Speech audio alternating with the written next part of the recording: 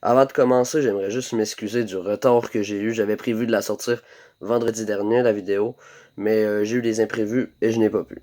Donc, je suis encore désolé.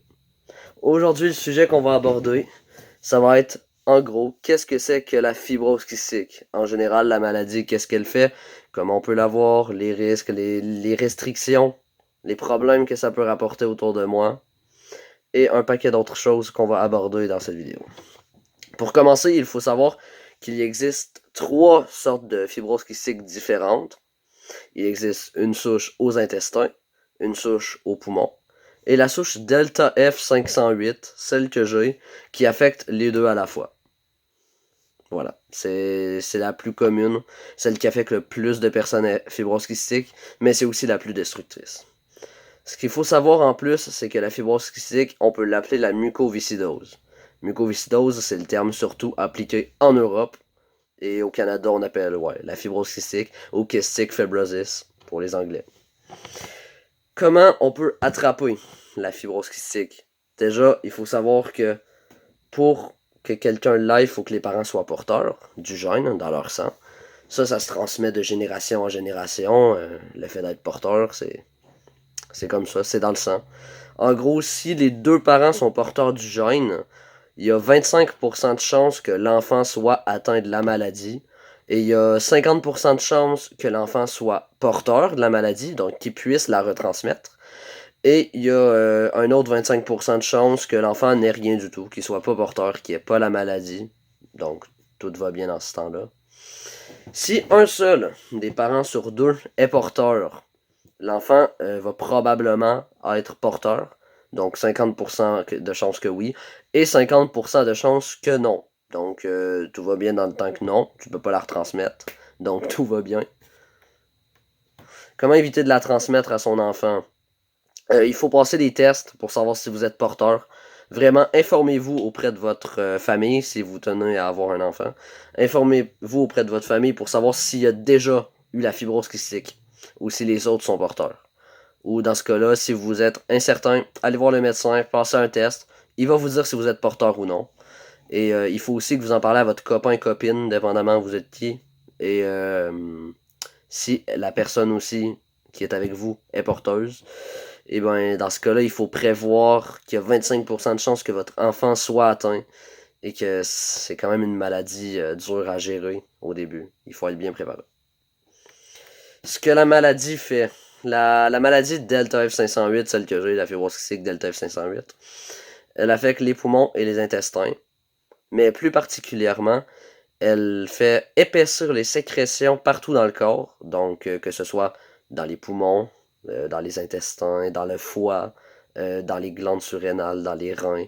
Ça épaissit les sécrétions partout dans votre corps. Et ça finit par boucher. Ça finit par infecter. Et ça, c'est. Quand on est rendu là, il y a plusieurs choses à faire. Donc, il y a beaucoup de problèmes qui sont reliés à la fibrose kystique qui peuvent arriver ensuite. Donc, pendant votre vie, si vous êtes atteint, comme moi, ce qui peut arriver, le problème du foie gras. En gros, c'est que le foie est trop gras. Il y a trop de sécrétion, ça finit qu'il y a des douleurs. Vous pouvez attraper le diabète, qui peut arriver au fur et à mesure de votre vie aussi. Il y a l'insuffisance surrénale qui peut survenir aussi. Je l'ai, l'insuffisance surrénale. En gros, c'est que votre corps ne produit pas assez de cortisol pour vous aider. Si vous voulez, la cortisol, votre corps, vos glandes surrénales, ils les produisent quand votre corps subit un stress, une grosse blessure, un membre se coupe, peu importe, une grippe, vous faites beaucoup de température. Votre corps, à ce moment-là, il subit un stress et les glandes surrénales produisent plus de cortisol. La dose de cortisol dans votre corps est en hausse pour vous aider à passer au travers. Ça agit dans tous les corps humains de ce monde. Ben, en gros, l'insuffisance surrénalienne que j'ai en plus, ça fait que mon corps n'en produit pas assez, donc je dois prendre des petites pilules de cortisone à chaque matin pour que mon corps puisse en produire assez au cas où. Et si je fais beaucoup de température, il faut doubler ou tripler la dose pour être certain. Mais je suis sur la voie de la guérison de mes glandes surrénales. Ça se peut que dans quelques mois, je puisse arrêter. Donc, c'est une assez bonne nouvelle. Les autres problèmes qu'on peut avoir, c'est le pseudomonase ou Pseudomonas aeruginosa, de son nom complet. C'est une maladie qu'on peut retrouver dans l'eau. Donc, dans l'eau qu'on peut boire dans les buvettes à l'école, par exemple, ou dans les lavabos, dans l'eau non filtrée. On peut la trouver dans la terre aussi, dans les lacs. Et en gros, ce que ça fait, c'est que ça détruit les poumons, tranquillement. Moi, je l'ai, cette bactérie en plus, je l'ai depuis 7 ans. Cette année, ça fait 7 ans que je l'ai.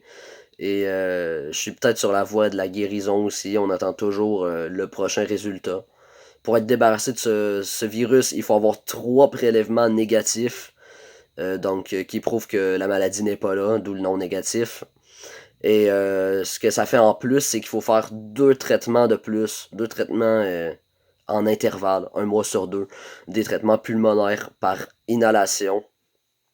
Et ça détruit les poumons et il y en a qui s'en sortent pas de leur vie, qui peuvent le garder pendant vraiment toute leur existence. Donc la durée de vie des personnes fibroses kystiques, combien d'années on vit?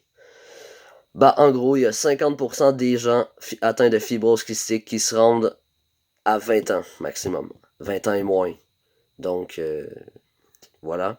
Et il y a 53% des personnes qui se rendent à entre 20 et 50 ans. Ça, tout dépendant de la santé. Donc, c'est ça. Aussi, les filles sont plus portées à mourir jeunes, selon certaines statistiques sur cette maladie.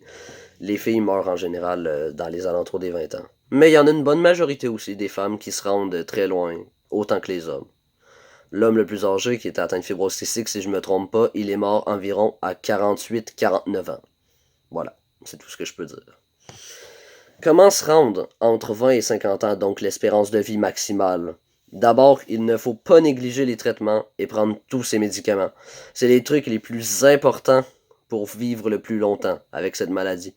Parce que aussitôt que vous négligez vos traitements, que nous négligeons nos traitements, ça peut rapporter des complications. Les poumons peuvent commencer à perdre leur capacité, aussi appelé le VEMS, la capacité pulmonaire. Ça se dit en pourcentage. Moi, présentement, je suis chanceux. Je suis à 112%. Donc, mes poumons sont très en santé pour le moment. Et en gros, les autres trucs pour vivre longtemps, c'est faire beaucoup de sport. Donc, vraiment garder une très bonne forme physique et ne pas être en surpoids vraiment. Ça aide aussi. Et manger sainement. C'est à peu près ça les choses pour se rendre loin. Après, il y a la greffe pulmonaire qui peut aider en dernier recours. Donc, la greffe pulmonaire, quand est-ce qu'on la fait intervenir? C'est quand la VEMS, donc la capacité pulmonaire que je vous ai parlé tantôt, quand elle est inférieure à 30-25%, quand elle est inférieure, on peut vous mettre sur la liste d'attente pour une greffe pulmonaire. En gros, la greffe pulmonaire, je pense que je pense que vous pouvez comprendre c'est quoi. En gros, c'est que on doit changer de poumon, tout simplement, parce que les poumons sont plus assez en santé.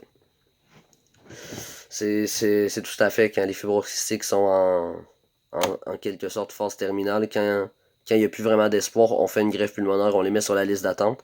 C'est pour ça que c'est très important de signer votre carte de don d'organes lorsque vous aurez l'âge, donc 18 ans. Et c'est très important, ça peut sauver vraiment des vies. Ça peut sauver jusqu'à 8 vies, une signature. Donc, aussi, une question qu'on me demande souvent, combien de médicaments je prends par jour? Donc, je prends environ 40 pilules par jour, pilules différentes, et je fais ça tout dépendamment du traitement pour le pseudomonas que je suis 1 mois sur 2, environ 3 heures, 3 heures et demie de traitement par jour. Donc, une séquence le matin et une séquence le soir. Les restrictions avec cette maladie, pas de contact à moins de 5 pieds avec d'autres fibroses kystiques. C'est très important parce que à moins de 5 pieds, nous pouvons nous transmettre certaines maladies que juste nous, les FK, peuvent se transmettre. Comme le pseudomonas, vous, les personnes normales, vous ne pouvez pas l'attraper. Mais nous, entre fibroses kystiques, c'est risqué de se tenir à moins de 5 pieds. On peut s'échanger ça, on peut se mettre en danger nous-mêmes. Donc, c'est très important. L'important aussi n'est de ne pas fumer quand nous avons cette maladie, de ne pas être alcoolique, donc de ne pas boire trop d'alcool, c'est important, de ne pas se baigner dans les lacs trop souvent, donc de l'eau stagnante, faut pas vraiment se baigner là-dedans, pas de spa non chloré, pas de piscine non chlorée, c'est important aussi, et pas de drogue de type cannabis. Donc c'était à peu près un résumé de ce qu'est la maladie, la fibrose cystique.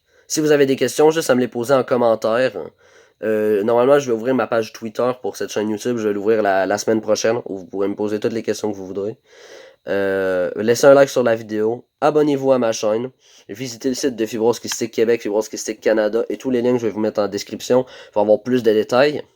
Nous, on se revoit dans une prochaine vidéo, ce mois-ci, je ne sais pas encore quand. Donc, passez une bonne journée. Visitez mon Facebook, j'annonce beaucoup. Quand il y a une vidéo, j'annonce en story. Passez une bonne journée.